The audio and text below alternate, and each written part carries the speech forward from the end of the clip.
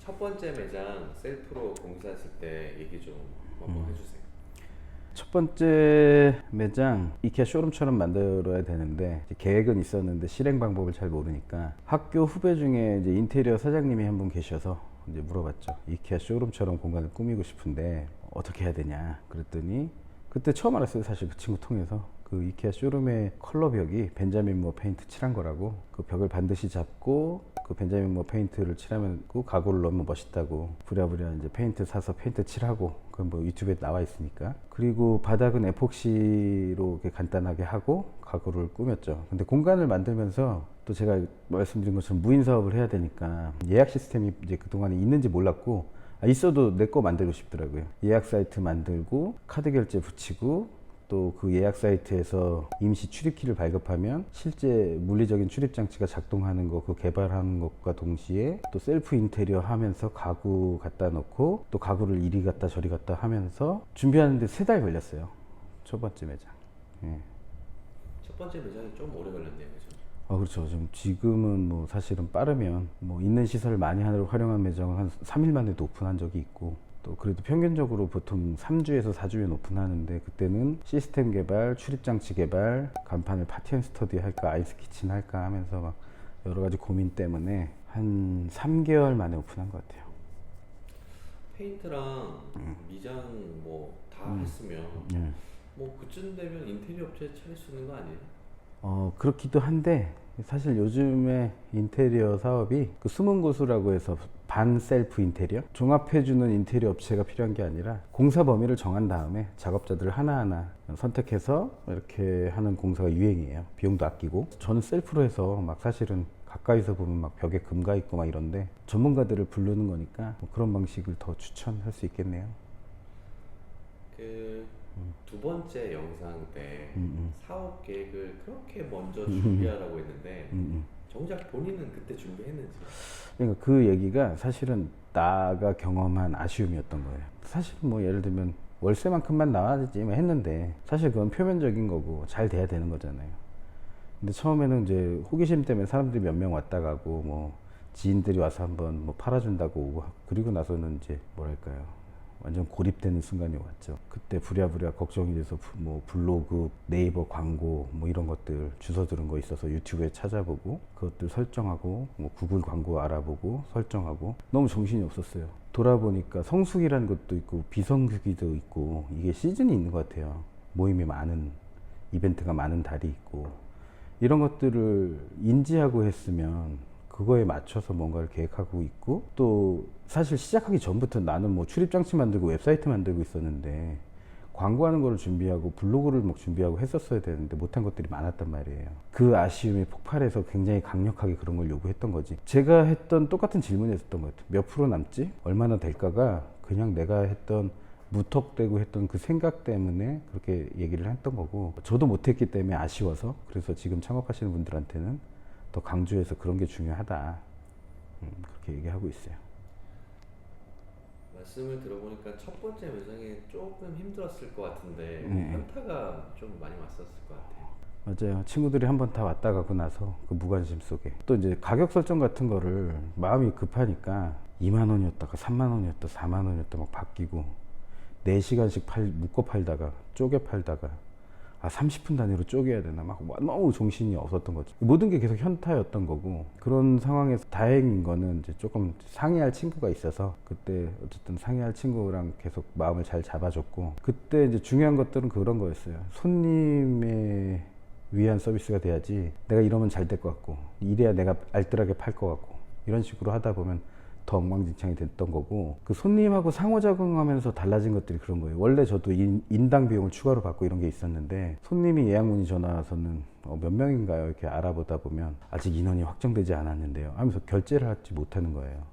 그래서 인원에 상관없는 가격, 또 우리가 무인화 시키려고 하면 틀을 잡아야 되니까 정시에 시작해야 되는 거, 그리고 4시간씩 내가 막 내 맘대로 묶어 파니까 그들의 필요랑 너무 어긋나 버리니까 그냥 1시간 단위로 파는 거, 뭐 이런 것들이 그 멘붕과 현타 속에서 만들어진 오늘의 뭐 규칙 이런 것 같아요. 현재 시스템이 많은 경험과 고민 끝에 나오는 거다. 그렇죠. 그 처음에는 사실은 그 마치 나의 천재적인 생각인 것처럼 막 했는데 그게 아니라 고객한테 대응하기 좋은 규칙을 만드는 게 중요한 것 같아요. 그 쉽게 인원 상관없어요. 정시에 시작해요. 1시간 단위로 사시면 돼요. 이렇게 쉬워지는데 시간이 좀 걸렸어요. 그 첫 번째 매장 오픈하면서 가장 또 기억에 남는 손님이 있나요? 그 한 8시, 오후 8시쯤 와서 12시까지 이렇게 처음에 빌려요. 1시간 연장해서 새벽 3, 4시까지. 근데 뭐 이렇게 막 술 먹고 막 이렇게 막 이상한 파티가 아니라 사람들이 모여서 발표를 해요. 너무 궁금해서 이제 처음에 이제 매장에 관심도 많고 하니까 제가 청소하려고 12시에 끝나면 청소하고 가야지 하면서 1시간 기다리면서 조금은 열도 받다가 왜 한 번에 예약을 길게 했으면 내가 잤지 이러면서 이 젊은 분들이 뭐 부동산 주식에 대해서 막 스터디하고 있는 것 같아요. 지금 돌아보면 그때 그 당시에 막 재테크 스터디가 한참 유행이었고 막 그랬잖아요. 그때 근데 모습이 되게 멋있는 어떤 진짜 외국집 분위기에서 외국 사람들이 자유롭게 어떤 외국 대학교에 기숙사 가본 적은 없지만 스타트업 가본 적 없지만 그런 곳에서 그런 식으로 일하지 않을까 막 이런 자유로우면서 열정적이면서 또 젊음과 또 나이도 여러 연령이 있는 것 같더라고요. 되게 멋있었어요. 제케님이 원하는 그런 활용을 그렇게 하는 내가 원했다기보다 그 공간을 상상하면서 누가 이렇게 쓰겠지라고 했던 모습이 희미하게 있었는데 명확하게 그랬지 이런 모습이지 뭐 이런 느낌을 줬던 것 같아요. 꼭 내가 그렸던 그림이라기보단 어떤 멋진 그림을 발견한 것 같은 느낌. 파트앤 스터디가 집 같다고 한 적이 있는데 그만큼 편한 곳으로 만들고 싶었나요? 그렇죠. 그러니까 우리가 화장실 같은 회의실이라는 얘기를 한 적이 있어요. 내가 회의실이 하얗잖아요. 테이블도 의자 다 하얗고 화이트보드 있고 TV 하나 낡은 LCD TV 하나 있잖아요. 40인치대 그런 회의실에 모여서 스터디 어쩌다 한번 했던 기억이 있어요. 근데 그것과 너무 다르잖아. 이 형형 색깔하고 집 같고 외국집 같고 고객은 신발 신고 들어가요 신발 벗고 들어가요 물어보고 진짜 남의 집에 간 느낌을 주는 거잖아요. 내 집처럼 편하고 실제 장사 이렇게 멋지게 만들어 놨는데 왜 장사가 안 될까 하면서 그 당시 첫 번째 매장에는 제가 안마의자가 있었어요. 안마의자의 무중력 상태에서 반성과 아이디어와 뭐 돌파구를 짜면서 후회와 여러 가지 만감을 교차하면서 잠들곤 했었죠. 근데 너무 좋아. 20평에서 나 혼자 음악 크게 틀고 프리젠테이션 환경에서 이제 넷플릭스 한 200인치로 보면서 뭐 화가 났다가 걱정이 불안이 떨다가도 뭐 그러면서 위로가 됐던 것 같아요. 공간이 그러니까 막 뭔가 잠깐이지만 고급 외제차를 탄 듯한 느낌 같은 그 동기부여와 위로가 됐단 말이에요. 그러다 보면서 생각한 게 이제 지방에서 예를 들면 우리가 서울에서 사는 사람이 서울에 있는 학교 다니는 것하고 지방에서 온 사람이 서울에 있는 학교 다니는 것하고 비용이 많이 들잖아요. 주거 비용이 추가로. 근데 직장도 마찬가지일 거란 말이에요. 주거 지역의 지방인 분들이 이제 서울에 취업을 했을 때 이거를 파트앤스터디를 집으로 쓰면서 낮에 회사 갔을 땐 빌려주고 물론 개방은 싹 해놓는 거죠. 24시간. 그 새벽에 손님 들어오면 뭐 그 비용이 사실은 호텔 숙박비 정도 나온단 말이에요. 시간당 3, 4만 원이니까. 그러면 뭐 그날은 호캉스 하는 날이라고 하고 또 새벽 손님이 많은 건 아니에요. 연말이 아니면 거의 뭐 없다고 보셔도 돼요. 그러면 새벽은 보통 내가 쓰는데 어쩌다 호캉스를 가는 거고 근데 어쨌든 간에 퇴근해서 청소하고 어차피 내 집을 청소해야 되니까 또 우리가 뭐 약간 성공하기 위해서 내 방을 깨끗이 해라라고 하는데 그럴 수밖에 없잖아요. 내가 출근한 사이에 손님을 받을 수 있으니까. 뭐 여러모로 파트앤스터디에서 젊은 분들은 살면 어떤가. 오피스텔에 파트앤스터디가 차리는 건 절대 반대고 안 되는 일이에요. 폐쇄적인 공간이 무서워서. 하지만 파트앤스터디를 차린 그 상가에 살면 좋겠다. 시간당 3만 원씩 100시간을 팔면 300만 원이란 말이에요. 그럼 나머지 100시간을 제외한 나머지 한 달은 내 거란 말이에요. 좋겠다. 이런 생각한 적이 있어요. 새로운 컨셉 현대판 노마드? 현대판 유목민 모르겠어요 그건. 1호점과 최근 매장이 좀 어떤 변화가 좀 있었어요? 일단은 1호점은 내가 셀프로 막 하다 보니까 사실 가까이서 보면 엉망진창이었어요. 돈은 돈대로 더 들었어요.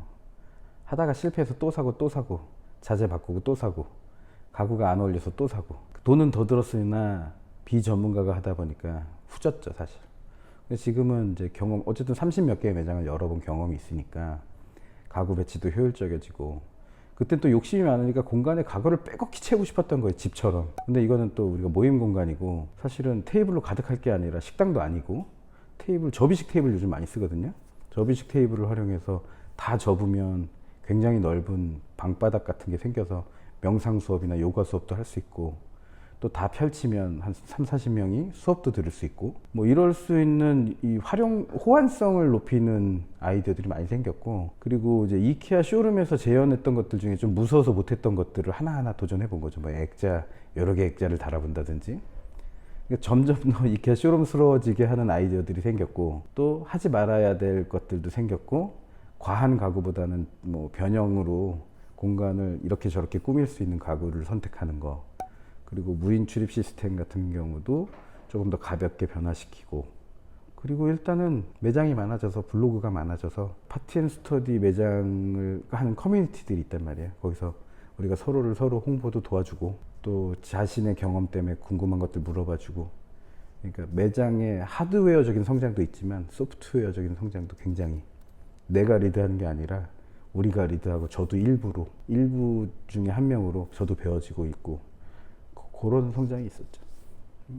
공간 대여 시작하시려는 분들에게 장사가 잘 되는 거는 다들 바라는 일이지만 쉽게 뜻대로 되지 않는 일이니까 입지도 중요하고 나의 홍보력도 중요하고, 그 시장에 어떤 우리가 코로나 같은 갑자기 사회적 현상도 이슈가 있을 수 있고 하니까, 그런 것들에 비해서는 어쨌든 간에 다른 식당이나 레스토랑 이런 거보다는 창업비가 작은데, 이 홍보, 온라인 마케팅이랑 이런 것들 배울 것들이 참 많아요. 사업을 처음 시작할 때. 그래서 소액 투자인데 할 일은 많아서 배울 게 많고, 또 장사가 안 돼도 이게 사실 무인이고, 유지 비용이 이제 월세 하나란 말이에요. 가장 큰 건. 물론 이제 관리비도 있고 뭐 인터넷 비용도 있고 하겠지만, 뭐 그런 상황에서 내 공간이, 넓은 공간이 생긴다. 손님이 안 쓰면. 그래서 집 근처가 중요한 것 같아요. 집 근처에서 내 별장처럼 쓰면 위로가 되는데, 한 20km 밖에 있는 무인 매장을 이렇게 하면 장사가 안 되면 또 20km를 가야 되잖아요. 가서 뭐 일하다가 빨리 또 돌아와야 되잖아요. 근데 걸어서 한 5분 10분 거리, 차로 5분 10분 거리는 내가 가서 음악 듣다 오고, 가서 영화 보다 오고, 잠깐 친구 불러서 놀다 오고, 뭐 그런 재미가 있는 사업이다. 덜 위험한 편이고, 상대적으로 또 집하고 가깝고 내 동선에 가까우면 어쨌든 나한테 위로가 되는 공간이다. 뭐 이런 재미가 있습니다.